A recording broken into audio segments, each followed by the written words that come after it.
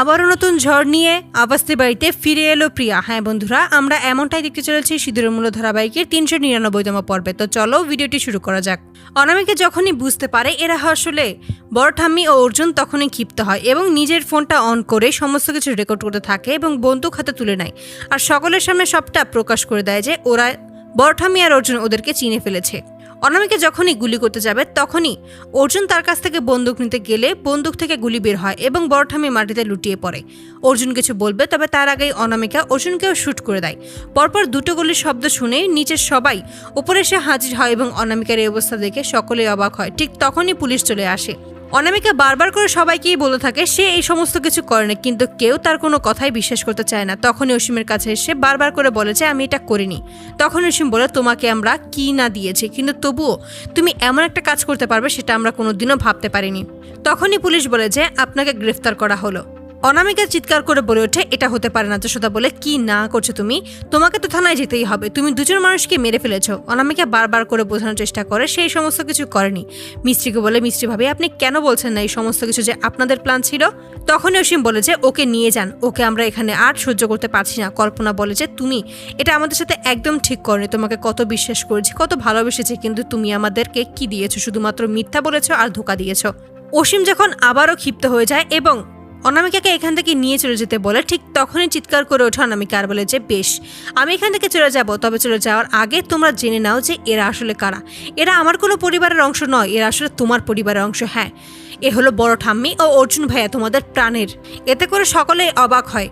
তখনই মিশ্রির নাম ধরে ডাকতেই কল্পনা বলে ওঠে যে তুমি তোমার ভাবির নাম ধরে এভাবে ডাকছো, এটা তুমি কেমন বেয়াদবি করছো। তখন যশোদা বলে ওর মাথা খারাপ হয়ে গেছে। তখনই চিৎকার করে বলে ওঠে আমার কোনো মাথা খারাপ হয়নি, আমি সত্যি কথাই বলছি। এই যে মিষ্টি এই বাড়ির মেয়ে, তোমাদের প্রাণের ভাবি, আর ও হচ্ছে সব থেকে বড় শত্রু আমার। মিষ্টি বলে যে আমার পরিবার সম্পর্কে আর একটা বাজে কথাও তুমি বলবে না অনামিকা। তখনই অনামিকা বলে পরিবার, এই পরিবার আমাকে শুধু ধোকায় দিয়েছে। আমার সাথে কি কি করেছো তোমরা সবকিছু কি ভুলে গেছো? আমার চেহারা দেখলে তখন তোমরা ভয় পেয়ে যেতে, আমাকে আগুনে পুড়িয়ে মেরে ফেলার চেষ্টা করেছো। শুধুমাত্র তোমার এই পরিবারের জন্যই আমার নতুন চেহারা, নতুন নাম প্রিয়া থেকে অনামিকা হয়ে উঠেছি। যখন এই সমস্ত বলে বুঝতে পারে সে সমস্ত কিছু বলে ফেলেছে, ঠিক তখনই বড় ঠাম্মি ও অর্জুন উঠে বসে আর তখনই বলেছে এখন তুমি ধরা পড়ে গেছো অনামিকা। অসীমকে তখন বারবার করে বোঝানোর চেষ্টা করে আমি ওটা ভুলে বলে ফেলেছি, আমি সত্যি প্রিয়া নই, আমি সত্যি অনামিকা, এটা তোমরা কেন বিশ্বাস করছো না। তখনই প্রিয়া বলে যে কি প্রমাণ আছে যে আমি প্রিয়া। তখনই একজন আসে আর সেখানে এসে একটা কাগজ দেখায় যার মধ্যে স্পষ্ট করে লেখা আছে সেদিন আগুনে ঝলসে যাওয়ার পর প্লাস্টিক সার্জারি করা হয়েছিল আর সেটা প্রিয়াই করেছে, নিচে প্রিয়ার সাইনও আছে, যা দেখে অনেক অবাক হয় অসীম। অনামিকা বুঝতে পারে সে ধরা পড়ে গেছে। ঠিক তখনই ঠাম্মির বন্দুক এনে মিষ্টির মুখোমুখি দাঁড়ায় এবং মিষ্টিকে মেরে ফেলবে এমনটাই ভয় দেখায়, কিন্তু মিষ্টি সবাইকেই বলে এখানে ভয় পাবার কিছু নেই, আজকে সমস্ত কিছুর অবসান হবে। ঠিক তখনই বন্দুক ওপর দিকে উঠিয়ে গুলি ছুড়ে মারে। ঠিক সেই মুহূর্তে ওপর থেকে একটা লাইট প্রিয়ার ওপর পড়তে যাবে, তখনই মিষ্টি ওকে বাঁচিয়ে নেয়। তখনই বলে ওঠে যে এই তোর মহান হাওয়াই তোকে শেষ করে দেবে, এটা তুই নিশ্চিত লিখে রাখ।